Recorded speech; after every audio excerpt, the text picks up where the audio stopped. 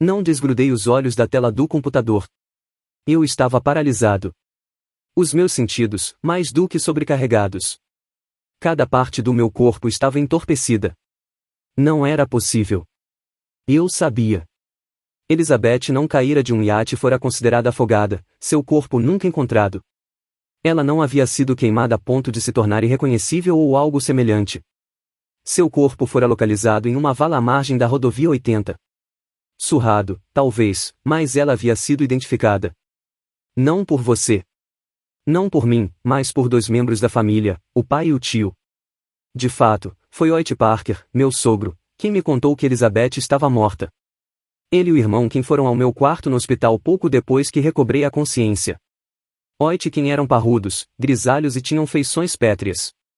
Um deles era policial em Nova York, o outro, agente federal, ambos veteranos de guerra.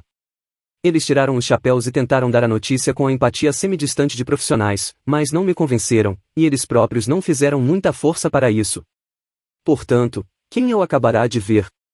No monitor, ondas de pedestres continuavam passando. Fiquei olhando, torcendo para que ela voltasse. Em vão. Que lugar seria aquele? Uma cidade movimentada, foi tudo o que consegui observar. Que eu saiba, poderia ser Nova York. Então procure por pistas, seu idiota. Tentei me concentrar. Roupas. Ok, vamos examinar as roupas. A maioria das pessoas trajava casaco ou jaqueta. Conclusão, tratava-se, provavelmente, de algum local ao norte ou, pelo menos, não muito quente. Ótimo. Eu poderia descartar Miami. O que mais? Examinei as pessoas. Os penteados? Isso não adiantaria. Eu conseguia ver o canto de um prédio de tijolos. Procurei características identificáveis, algo diferente. Nada. Esquadrinhei a tela em busca de algo, qualquer coisa, fora do normal. Sacolas de compras. Algumas pessoas carregavam sacolas. Tentei ler o que estava escrito nelas, mas todos andavam rápido demais. Torci para que retardassem o passo. Não adiantou. Continuei olhando, concentrando-me na altura de seus joelhos. O ângulo da câmera não ajudava muito. Aproximei tanto o rosto da tela que consegui sentir seu calor. R maiúsculo.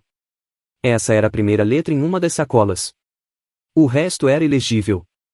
O nome parecia escrito com letras meio rebuscadas. Ok, e o que mais? Que outras pistas eu poderia? A cena da câmera sumiu. Cacete. Apertei a tecla de recarregar. A tela de erro retornou. Voltei ao e-mail original e cliquei no link. Outro erro. A cena sumira. Olhei para a tela vazia, e a verdade me atingiu novamente, eu acabará de ver Elizabeth. Poderia tentar argumentar que aquilo não era possível. Mas não foi um sonho. Eu tivera sonhos em que Elizabeth estava viva. Vários. Na maioria, eu simplesmente aceitava aquilo como uma breve visita do além, grato demais para questionar ou duvidar. Lembro-me de um sonho em particular em que estávamos juntos, não recordo o que estávamos fazendo nem mesmo onde estávamos, e aí, em meio à alegria, percebi com certeza absoluta que estava sonhando, que logo acordaria sozinho. Lembro-me do sonho, eu estendi o braço e me apoderava dela, atraindo-a para mim, numa tentativa desesperada de trazê-la de volta. Sabia perfeitamente o que era um sonho. O que eu vira no computador não havia sido um deles. Nem havia sido um fantasma. Não que eu acredite neles, mas, na dúvida, convém ter a mente aberta.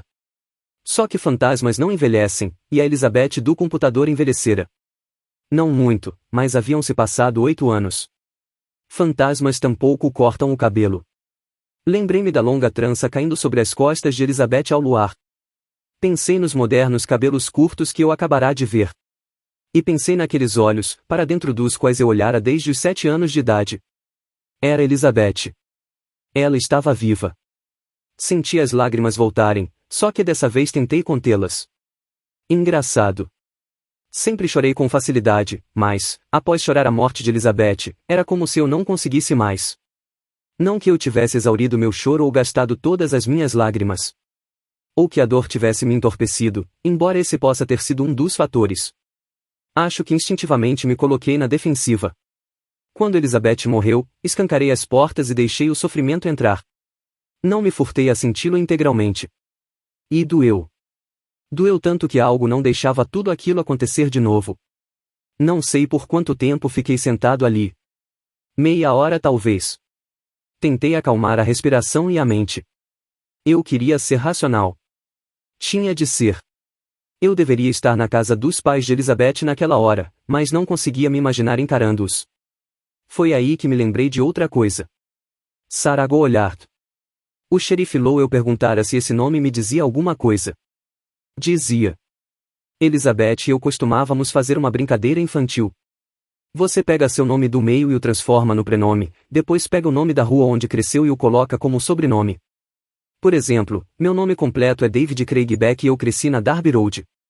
Portanto, eu seria Craig Darby. E Elizabeth seria Sarah Goodhart. Que diabo estava acontecendo? Peguei o telefone. Primeiro liguei para os pais de Elizabeth. Eles ainda moravam na mesma casa, na Goodhart Road. A mãe atendeu. Avisei que chegaria mais tarde. As pessoas aceitam. Isso dos médicos. É um dos benefícios da profissão. Quando liguei para o xerife Lowell, a secretária eletrônica atendeu. Pedi que ligasse para meu bip assim que pudesse. Não tenho celular. Sei que isso me coloca na minoria, mas o bip já me prende o suficiente. Reclinei-me na cadeira, mas Homer Simpson arrancou-me do transe com outro. Você recebeu um e-mail. Projetei-me para a frente e agarrei o mouse. O endereço do remetente era estranho, mas o assunto era câmera de rua.